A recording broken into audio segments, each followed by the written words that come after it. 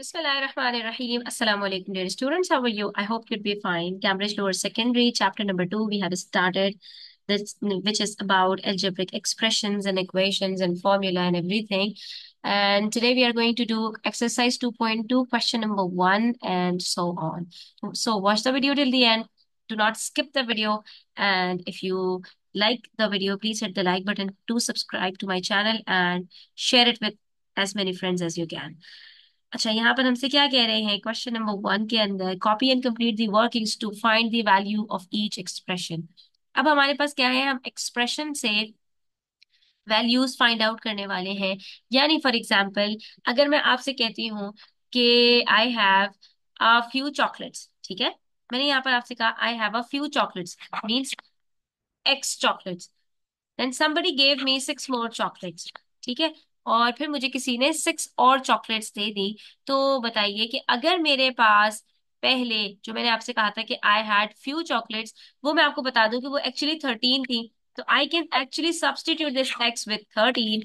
और अब मैं बता सकती हूँ कि 13 + 6 यानी मेरे पास टोटल कितनी चॉकलेट्स होंगी।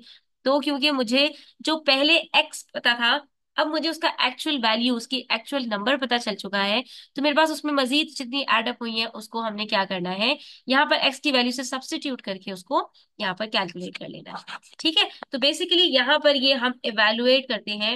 वैल्यूज जब हमारे पास आ जाती हैं तो हम अपनी एक्सप्रेशंस को सॉल्व कर लेते हैं। तो यहाँ पर हमारे पास एक्सप्रेशन है x + 9, और जब हमें x की वैल्यू पता चल गई कि x = 13, तो ये क्या होगा, बेसिकली x की जगह पर हम 13 प्लेस करेंगे और 13 को अब 9 के साथ प्लस कर लेंगे, तो हमारे पास यहाँ पर आंसर आ जाएगा, दैट इज 22।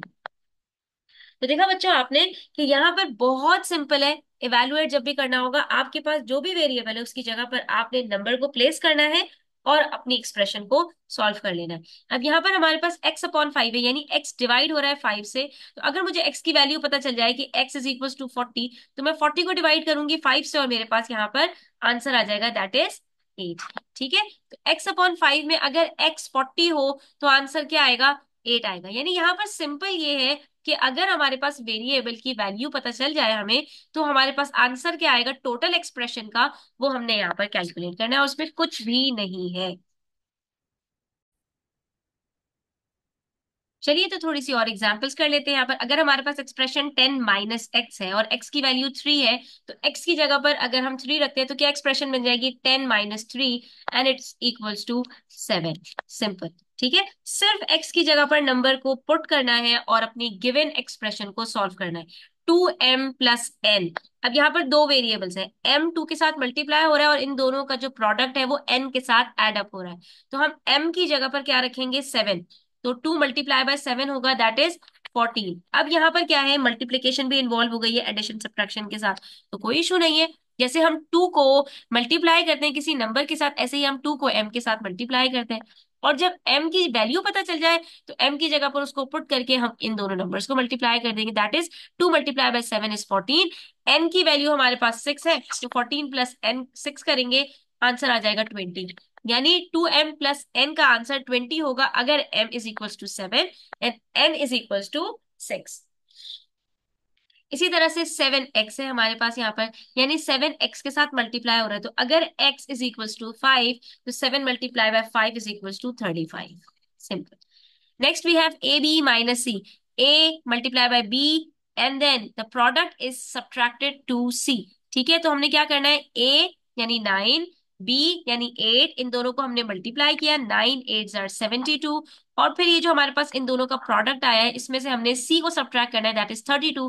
तो 72 - 32 करेंगे, आंसर आ जाएगा आपके पास 40। This is how we have to evaluate. This is how we have to put the values of variables and we have to solve the given expressions. बिल्कुल इसी तरह से क्वेश्चन नंबर 2 के अंदर उन्होंने आपको थोड़े से और एग्जाम्पल क्वेश्चंस दिए हैं ताकि आप और ज्यादा प्रैक्टिस करें। Now you have to solve the expressions on your own. अब आपके पास एक्सप्रेशन गिवन है, वैल्यूज गिवन है वेरिएबल्स की, आपने उसको पुट करना है according to the given expression और आपने इसको सॉल्व कर लेना है। For example a + 5 is equals when a = 3। a की जगह पर हम क्या पुट करेंगे, 3 + 5 करेंगे and we will get 8। Simple. F plus G when F is equal to 7 and G is equal to 4। तो हमने क्या करना है, एफ प्लस जी की जगह पर, एफ की जगह पर 7, जी की जगह पर 4, और इन दोनों को एड अप कर लेना है। 7 + 4 is equal to 11। 3k when k is equals to 5, 3 multiply by k हो रहा है, that is 3 multiply by 5, तो 3 5s are 15। Then 2h plus 3t, अब 2h के साथ मल्टीप्लाई हो रहा है, दैट इज 2 मल्टीप्लाई बाय 8, और फिर 3t के साथ मल्टीप्लाई हो रहा है, दैट इज 3 मल्टीप्लाई बाय 5, और इन दोनों को हमने एड अप करना है, तो 2 8s are 16 plus 3 5s are 15। अब यहाँ पर आपने ऑर्डर ऑफ ऑपरेशन को कंसिडर करना है, उसको यहाँ पर आपने फॉलो करना है। यानी आप यहाँ पर 8 + 3 नहीं कर सकते अनलेस यू मल्टीप्लाई 8/2 एंड 3/5। जो इन दोनों का प्रोडक्ट होगा फिर आप उसको एड अप कर सकेंगे। Order of operation says first you have to multiply, then you have to move towards addition और सब्ट्रैक्शन। ठीक है, तो 16 + 15 का आंसर इज 31। अब यहाँ पर देखिए इस एक्सप्रेशन के अंदर हमारे पास 30 इज डिवाइडेड बाय सी, तो 30 सी की हमारे पास वैल्यू क्या है, 6। हमने 30 को डिवाइड करना है 6 से, और फिर जो आंसर आएगा उसको 2 के साथ सब्ट्रैक्ट कर देना है। ठीक है, again we have to follow the order of operations. ठीक है, इस चीज को आपने यहाँ पर देखना है। उसके बाद 30/6 is equal to 5, 6 1s are 6, 6 5s are 30, 5 - 2 is equal to 3, तो आंसर आपके पास यहाँ पर 3 आ जाएगा। ठीक है, this is how you have to solve these questions. Next we have, अच्छा हमने ये वर्टिकली कर लिया, हालांकि ये हॉरिजॉन्टली थे, never mind. x - 9, x - 9 where x is equal to 20 means 20 - 9, जहां पर वेरिएबल है वहीं पर उसकी वैल्यू को पुट करना है। ऐसा नहीं कर सकते कि 9 - 20 लिख देंगे तो आपका आंसर गलत हो जाएगा। ठीक है, 20 - 9 is equal to 11, so this is the answer. m - n, अब दोनों वेरिएबल्स हैं, m की भी वैल्यू प्रोवाइडेड है, दैट इज 100, n की वैल्यू प्रोवाइडेड है 25, इन दोनों के बीच में सब्ट्रैक्शन है, तो 100 - 25 इज इक्वल टू 75। ठीक है, p + 2q, अब यहाँ पर p क्या है 5, फिर प्लस, फिर 2, फिर q की वैल्यू क्या है 3। अब यहाँ पर ये 2q मतलब 2 मल्टीप्लाई बाय q हो रहा है, सिमिलरली 2 मल्टीप्लाई बाय 3 होगा। First we have to multiply these two numbers, that is 6, और फिर हमने इसके अंदर एड अप करना है 5, तो answer would B 11। y/4, that is y is divided by 4, तो y की वैल्यू क्या है 32, हमने इसको डिवाइड करना है 4 के साथ, तो आंसर क्या आएगा 4 8s are 32, आंसर आ गया 8। अब x + y दो वेरिएबल्स है, 19 + 11, और फिर इसको डिवाइड करना है हमने 2 के साथ, तो 19 + 11 इज इक्वल्स टू 30/2, तो आंसर क्या है हमारे पास 15। ठीक है, तो ये बहुत ही सिंपल और बहुत ही इजी क्वेश्चंस होते हैं अलजेब्रा में। अच्छा जी, यहाँ पर अब हमारे पास है क्वेश्चन नंबर 3, जिसमें we have to generate a formula. Raul writes a formula for the number of hours in any number of days.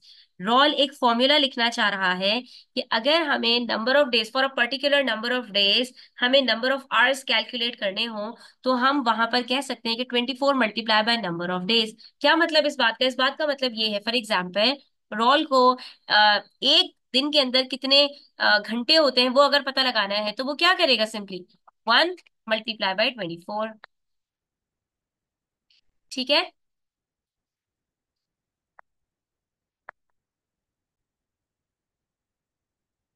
देखो बच्चों, एक दिन में कितने जो है वो आवर्स होते हैं 24, तो हमारे पास हम क्या करेंगे 1 मल्टीप्लाई बाय 24 करेंगे, यानी 1 डे, और आवर्स हमारे पास है 24।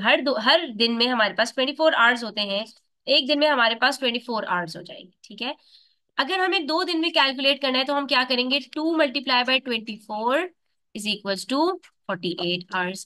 कैसे पता चला कि एक दिन में अगर 24 है तो 2 दिन में कितने होंगे, उसके डबल हो जाएंगे। 3 दिन में क्या होंगे, ट्रिपल हो जाएंगे 24 का, दैट इज 3 मल्टीप्लाई बाय 24, और 3 मल्टीप्लाई बाय 24 हमारे पास क्या होता है 72। ठीक है, इसका मतलब है कि यहाँ पर हमारे पास एक पैटर्न फॉलो हो रहा है कि जितने नंबर ऑफ डेज होंगे उसको हमने सिंपली 24 से मल्टीप्लाई कर देना है, तो हमारे पास total number of hours in that particular days निकल आएगा। तो इसका मतलब है Raul has written a correct formula, that is what we have to explain in part A. Explain why this formula is correct, क्यों उसका ये फॉर्मूला करेक्ट है, क्योंकि for every day there are 24 hours. हम सिंपली यहाँ पे क्या लिखेंगे कि हर दिन में 24 आवर्स होते हैं, इसलिए उसका जो फॉर्मूला है वो बिल्कुल करेक्ट है। उसने 24 को मल्टीप्लाई किया है नंबर ऑफ डेज से, जितने दिन होंगे उसको 24 से हमने मल्टीप्लाई करना है। क्यों? क्योंकि यहाँ पर रिपीटेटिव एडिशन है। एक दिन में 24, 2 दिन में 24, 24, 3 दिन में 24, 24, 24, 4 दिन में 24, 24, क्या है ये? रिपीटेटिव एडिशन कहलाती है ना। And repetitive addition is multiplication. Multiply कर देते हैं हम वहां पर जितने नंबर ऑफ क्वांटिटीज होती हैं, एक क्वांटिटी को नंबर ऑफ क्वांटिटीज के साथ हम मल्टीप्लाई कर देते हैं। Next we have part B, write the formula using letters, use H for hours and D for days. अब हमने खुद से फॉर्मूला लिखना है इसी को। अगर हमने नंबर ऑफ आवर्स कैलकुलेट करना है तो हमने वहां पर क्या करना होगा? तो फॉर नंबर ऑफ आवर्स, देखिए यहाँ पे पार्ट बी के अंदर वो कह रहे हैं कि अब आप इसको वेरिएबल्स में लिखकर बताइए। ये जो फॉर्मूला इसने जनरेट किया है इन वर्ड्स, इसको हम कैसे लिखेंगे? Number of hours is equals to 24 into number of days। इसी को हमने बस क्या करना है, इसको लेटर्स से लिख देना है। और ये भी इन्होंने बता दिया कि नंबर ऑफ आवर्स की जगह पर h यूज कर लीजिए, फिर इज इक्वल्स टू है बीच में, यानी number of hours is equals to 24 multiply by number of days. हमारे पास इन्होंने कहा है डी फॉर डेज यूज कर लीजिए, तो मल्टीप्लाई कर देंगे डी से। और मल्टीप्लाई का साइन तो हम हटा ही देते, तो ये क्या बन जाएगा? h is equals to 24 T, H for number of hours, T for number of days. यानी अगर हमें टोटल आवर्स कैलकुलेट करना है for any particular number of days, तो वहां पर हम नंबर ऑफ डेज को 24 से मल्टीप्लाई करेंगे और आवर्स हमारे पास कैलकुलेट हो जाएंगे। This is how formulas work. ठीक है, इस तरह से फॉर्मूलाज वर्क करते हैं। Next we have use your formula to work out the number of hours in 5 days. अब आपने क्या करना है, इसी फॉर्मूले को यूज करते हुए आपने यहाँ पर आपको बताया है 5 डेज। डी आपको इन्होंने यहाँ पर बता दिया, दैट इज 5। एच आपने कैलकुलेट करना है। Work out the number of hours, number of hours calculate कीजिए। तो नंबर ऑफ आवर्स इस फॉर्मूले से हम कैलकुलेट कर सकते हैं आसानी से। हम क्या करेंगे? 2 मल्टीप्लाई बाय डी की जगह पर हम 5 रखेंगे, सॉरी 24 मल्टीप्लाई बाय 5 करेंगे, and we will get here 120।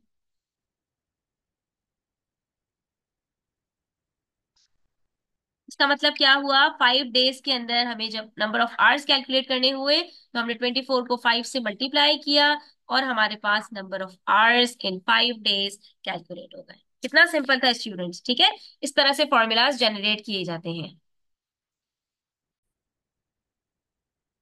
इसी तरह से हमने क्वेश्चन नंबर 4 में भी सेम मेथड से इसको सॉल्व करना है कि वहां पर हमारे पास रोल का फॉर्मूला गिवन था। यहाँ पर हमें पहले वर्ड्स के अंदर जो है वो फॉर्मूला जनरेट करना है और उसके बाद फिर उसको लेटर्स में कन्वर्ट करना है। तो we have to write a formula for the number of minutes in any number of hours. ठीक है, एक घंटे के अंदर कितने मिनट्स होते हैं? देयर आर, हम सबसे पहले यहाँ पर अपनी स्टेटमेंट जनरेट करते हैं। There are 60 minutes in an our.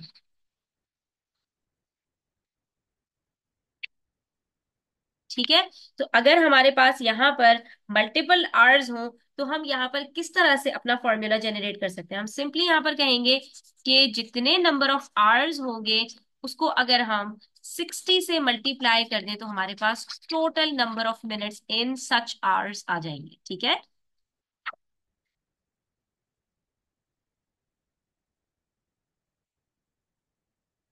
वहां पर रॉल ने क्या कहा था कि अगर आपको नंबर ऑफ आवर्स कैलकुलेट करने हैं for a particular number of days तो आपने 24 को नंबर ऑफ डेज से मल्टीप्लाई कर देना है, क्योंकि एक दिन में 60 आवर्स होते हैं। और यहाँ पर हमसे क्या कह रहे हैं कि बताइए कि अगर हमारे पास फ्यू आवर्स हैं तो उसके अंदर नंबर ऑफ मिनट्स कितने होंगे? तो हमने कहा कि since there are 60 minutes in an hour, so there will be total number of minutes will be calculated by multiplying number of hours with 60।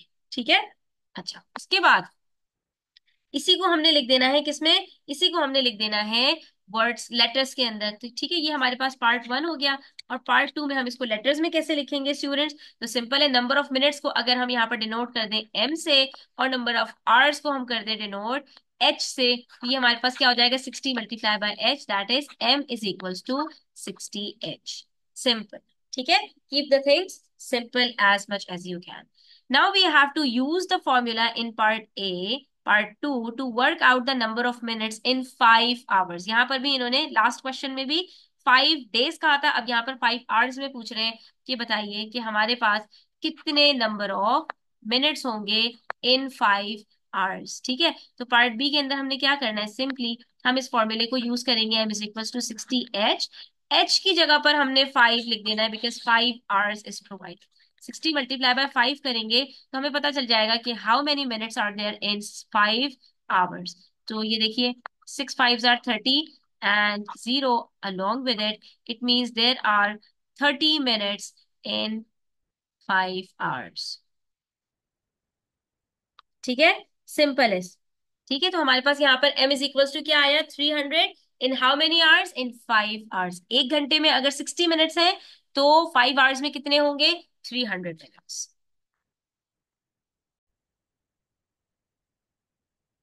Now we have a question number 5. Christina goes out for a meal at a restaurant with 4 friends.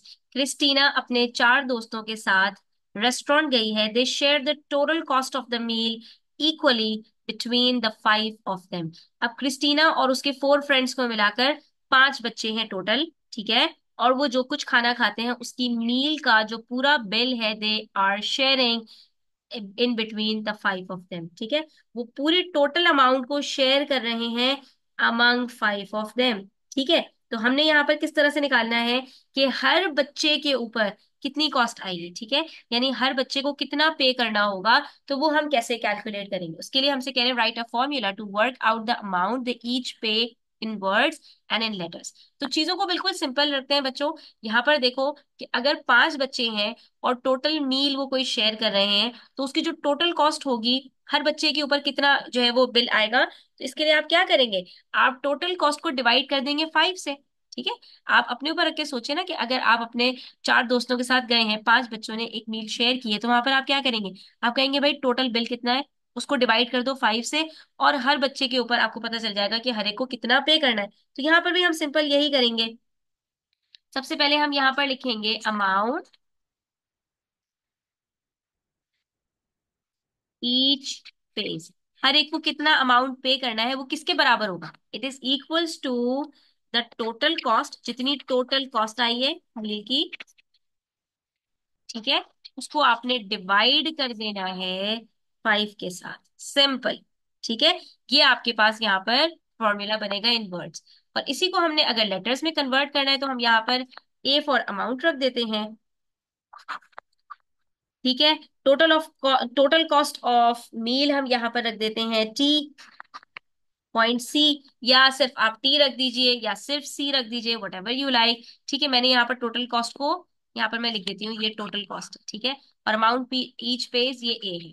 सही है, तो अब यहाँ पर हमारे पास total cost को हमने क्या करना है, डिवाइडेड बाय 5। तो ये हमारा फॉर्मूला यहाँ पर रेडी है, बिल्कुल कोई मसला ही नहीं है इसके अंदर।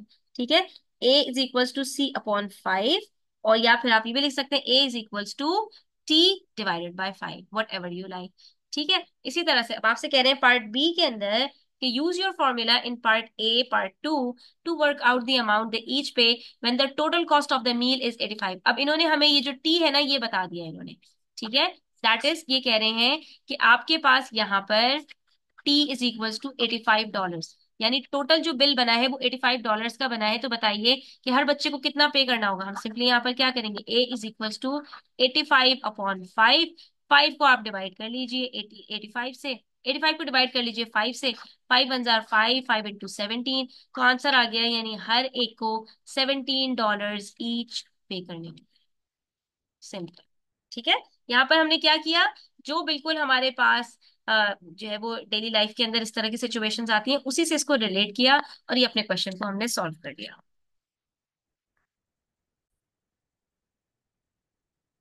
Now question number 6 says Sanjay is paid $9 per hour. 1 घंटा काम करने के $9 मिलते हैं। He writes this formula T is equals to 9h। ठीक है, एच उसने डिनोट किया है किसके लिए, आवर्स के लिए, और टी उसने डिनोट किया है किसके लिए, जो उसकी पेमेंट है। ठीक है, यानी कि जितने घंटे वो काम करेगा उसको उसके हिसाब से जो है वो पैसे मिल जाएंगे। ठीक है, अच्छा, अब यहाँ पर उसने कहा कि अगर 1 घंटे के उसको जो है वो $9 मिल रहे हैं, तो जितने घंटे भी वो काम करेगा उसके उसको जो है अकॉर्डिंगली 8 से मल्टीप्लाई करके वो मिल जाएंगे। What do you think the letters H and T stand for. अच्छा, अब यहाँ पर सबसे पहले हमें ये बताना है कि इसके पास ये टी और एच की क्या जो है वो मीनिंग्स है। तो सीधी सी बात है, H is equals to hours, number of hours. ठीक है, और T is equals to total pay, यानी कि जो उसको पैसे मिल रहे हैं, सिंपल। ठीक है। उसके बाद part B, write the formula in words. अब आपको इस फॉर्मूले को, जो फॉर्मूला संजय ने लिखा है ना, इसको आपने वर्ड्स में लिखना है। तो ये क्या हो जाएगा, T is equals to total pay is equals to 9 multiply by number of hours. Simple. जो अभी हमने सीखा बिल्कुल वही है, यानी जितने घंटे वो काम करेगा, हर घंटे के हिसाब से उसको $9 मिल रहे हैं, तो हमें टोटल पे पता चल जाएगी। ठीक है, फॉर एग्जाम्पल उसने 2 आवर्स काम किया तो 9 × 2 $18 मिलेंगे। 3 घंटे काम किया तो 9 × 3 $27 मिलेंगे। तो संजय ने ये फॉर्मूला बिल्कुल ठीक लिखा है। Work out the value of T when H is equals to 30। अब देखिए यहाँ पर इन्होंने हमें एच की वैल्यू बताई है, तो हमने यहाँ पर उसी के अकॉर्डिंगली इस फॉर्मूले के अंदर एच की वैल्यू रख के और टी कैलकुलेट करना है। ठीक है, तो अब देखिए T is equals to 9h, यानी 9 × 30 हमने करना है। उसने कितने घंटे काम किया है, 30 आवर्स उसने काम किया। फॉर एग्जाम्पल ये हमें पूरे जो है वो उसका बता रहे होंगे, एक वीक का, यानी हर रोज अगर वो 6 आवर्स काम कर रहा है फॉर एग्जाम्पल, तो 5 डेज अ वीक अगर काम करता है, तो इस हिसाब से उसके 30 आवर्स बनते हैं। तो 9 3 = 27 एंड इट्स 270, यानी कि उसको 30 आवर्स काम करने के टोटल कितने पेमेंट मिलेगी, $270। सिंपल। कितना सिंपल था। ठीक है, सबसे पहले हमने उसको वर्ड्स में लिखा, और वर्ड्स में लिखने के बाद हमने यहाँ पर टोटल कैलकुलेट कर लिया। Now question number 7। Question number 7 में हमसे कह रहे हैं every week Yam pays for petrol and insurance for her car. ठीक है, एक कोई बंदी है, वो जो है वो पेट्रोल और इंश्योरेंस के लिए हर वीक में पे करती है। ठीक है, she writes a formula P plus I, P for petrol and I for insurance. ठीक है, what do you think the letters C, P and I stands for? अच्छा, यहाँ पर ये हमारे पास C is equals to PI है, तो C is equals to simple cost per week.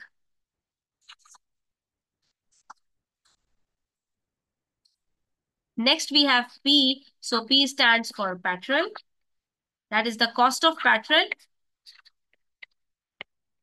and I stands for cost of insurance, right? ठीक है, उसने ये फॉर्मूला जनरेट किया है। Right the formula in words, तो ये आपका फॉर्मूला इन वर्ड्स में क्या बनेगा, सिंपल है, C for cost per week is equals to P for cost of petrol plus I for cost of insurance. ठीक है, बिल्कुल वही चीज जो फॉर्मूले में यहाँ पर है, हमने इसको वर्ड्स में यहाँ पर लिख दिया। ठीक है, right the formula in words इन्होंने कहा था, और हमने इसको यहाँ पे वर्ड्स में लिख दिया। Work out the value of C when P is equals to 25 and I is equals to 7। अब इन्होंने हमें बता दिया कि यहाँ पर आपके पास पेट्रोल की जो प्राइस उसने पे की है वो $25 पे की है, ठीक है, अपनी कार की, और जो इंश्योरेंस पे किया है वो $7 का पे किया है। तो बताइए कि उसके पास यहाँ पर सी यानी कॉस्ट पर वीक, उसकी एक वीक में कार की कॉस्ट कितनी आ रही है उसकी, तो आपने यहाँ पर कैलकुलेट करना है। तो सिंपल हम यहाँ पर क्या करेंगे, C is equals to P हमारे पास 25 है, I हमारे पास 7 है, इन दोनों को हमने एड अप कर लेना है, and the answer would be $32, यानी कि उसकी cost per week for the car would be $32। And this is how it needs to be done. तो आज के लिए इतना ही स्टूडेंट्स, इंशाल्लाह नेक्स्ट वीडियो के अंदर हम इसके जो रेस्ट ऑफ द क्वेश्चंस है, दैट इज फ्रॉम 8 to 12, वो इंशाल्लाह सारे सॉल्व करेंगे। तो अपना ख्याल रखिएगा, चैनल पर नए हैं तो सब्सक्राइब करते जाइएगा, बेल आइकन प्रेस कीजिएगा ताकि मेरी आने वाली वीडियोस का नोटिफिकेशन आप तक पहुंच सके। टेक केयर, अल्लाह हाफिज।